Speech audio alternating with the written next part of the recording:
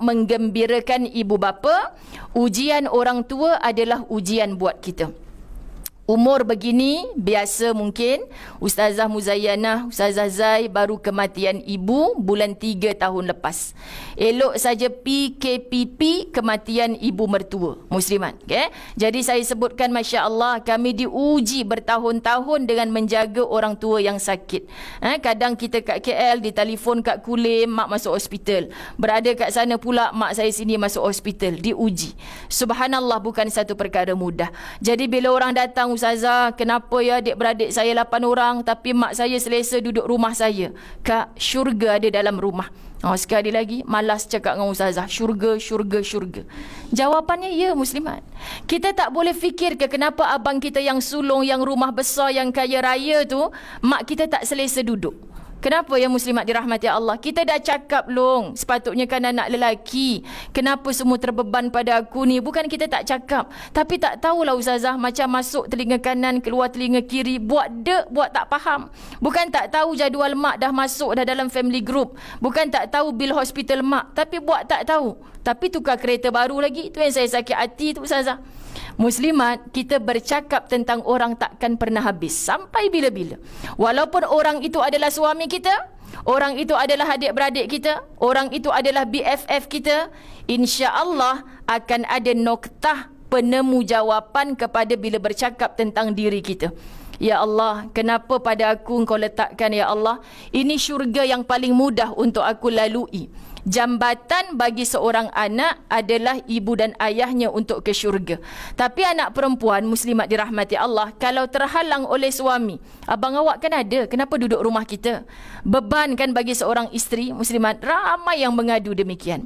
Masya Allah, bila kita sebut tentang harta peninggalan ibu dan ayah, kenapa agihannya banyak kepada orang lelaki berbanding kepada orang perempuan? Kita komplain habis. Rupanya kita tak faham, walaupun dia telah beristeri, tanggungjawab utamanya adalah ibunya, muslimat. Lalu ibunya, anak soleh ni bukan saat hidup saja beramal untuk ibu dan ayahnya, tapi setelah mati siapa kita? Sebab itu ibu-ibu yang pernah ditumpangi rahimnya oleh zuriat, tak kira anak lelaki, anak perempuan, tolong tunggu satu saat anda digembirakan oleh Allah.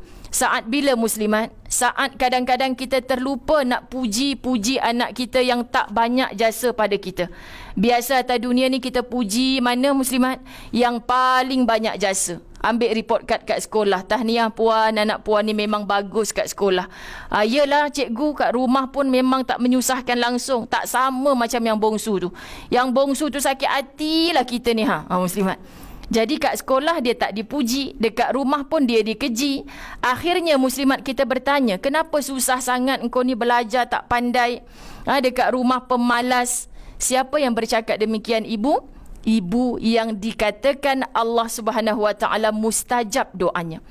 Dan siapa yang memuji-muji anak sulung tadi, muslimat? Cikgu kat sekolah kata bagus. Abang, tadi cikgu puji kembang hidung ai dekat sekolah kan. Anak kita memang bagus, dah lah ketua pelajar, pelajaran hebat. Kita sebut hari-hari ibu itu adalah doa.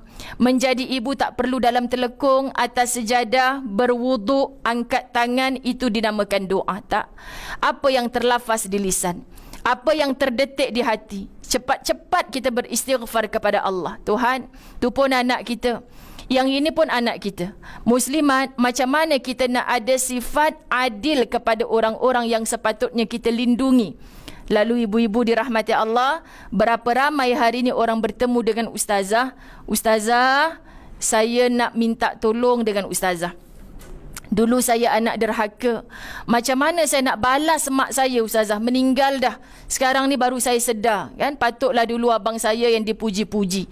Sekarang ni ustazah, saya dapat duit banyak pun saya tak boleh kongsi dengan mak ayah saya. Saya sebut, muslimat dirahmati Allah, untungnya mak dia dalam kubur. Sebab dia jumpa ustazah minggu lepas, infak mana yang saya nak bagi wakaf atas nama mak saya. Minggu ni jumpa, tanya lagi. Saya kata minggu lepas kan dah bagi banyak tu. Ustazah, apa guna kalau saya gunakan rezeki saya ni, saya tak jadikan manfaat untuk mak? Kan ceramah ustazah hari tu, walaupun dah mati saya masih boleh menjadi anak soleh kepada mak saya. Muslimat, ibu di barzakh boleh bertanya, sejuk barzakh aku ni kerana apa ya Rab? Bukan anak yang kita julang-julang dulu sangat. Anak yang dulu kita julang-julang, muslimat dirahmati Allah, khawatir matinya seolah-olah melepaskan satu beban. Lega, seronoklah kita, mak sakit, sampai kepada keperkuburan, semua kita yang uruskan mak. Jangan diakukan amalan itu. Khawatir muslimat dirahmati Allah, dulu yang hantar mak ni selesa duduk rumahmu siapa? Allah. Sebab tu muslimat, 50 tahun kita hidup, boleh jadi anak yang soleh-solehah. Tapi 5 bulan belum mak ayah sakit, belum tentu kita kekal soleh dan solehah. Perangai ibu dan ayah yang kembali kepada anak-anak. Ustazah, saya dah hilang sabar dah. Kenapa mak ayah saya macam ni? Dia tak tahu ke kat mana tandas? Akal ada. Orang datang ziarah bagi duit, dia cari duit dia kat mana Ustazah? Tu. Tapi bila nak pergi kencing tu, kita pimpin lah pergi tandas. Tak jadilah, dah tak rasa dah. Elok kita usung pergi dekat katil, kat katil itulah dia melepas Ustazah. Sakit hati saya. Mengadu muslimat, saya dah rasa dah. Muslimat dirahmati Allah. Sekarang bapak saya 84 tahun. Yang dekat Kulim pak mentua saya 70 tahun lebih. Jadi kita nak sebutkan muslimat dirahmati Allah lagi. Berdepan dengan suasana macam ni, pastikan kenapa Allah hantarkan orang tua yang asbab dialah kita berada di atas muka bumi. Tanya pada diri, kenapa ya Allah? Sebab apa Allah bagi muslimat? Sebab Allah nak bagi syurga dengan mudah kepada kita. Raikan. Jadi wahai para isteri, kalau melihat suami kita lebih kepada ibunya, tolong jangan cemburui dulu. Sebab suami nak mudah ke syurga dengan jambatannya adalah ibunya. Muslimat dirahmati Allah. Bahkan kalau suami kita mula terlupa kepada ibunya, apa peranan kita wanita berilmu? Bang, kenapa asyik balik kampung saya je? Kampung mak abang? Tak apalah, mak abang tu duduk pencen, duduk dengan adik bongsu. Tak payah ziarah sangat, kita balik kampung awak lah. Muslimat, kita perbetulkan. Sebab kita takut, kita nak jumpa balik suami kita dalam syurga. Nak jumpa balik anak-anak kita dalam syurga. Nak jumpa semua kesayangan kita dalam syurga. Jangan kita mudah-mudah. Syoklah aku, suami sporting sweet sungguh. Kat mana sporting sweetnya? Tak balik dah rumah mak dia. Padan muka mak mentua aku tu. Kita padankan orang, rupanya malaikat sedang mencatat siapa yang padan muka sebenarnya.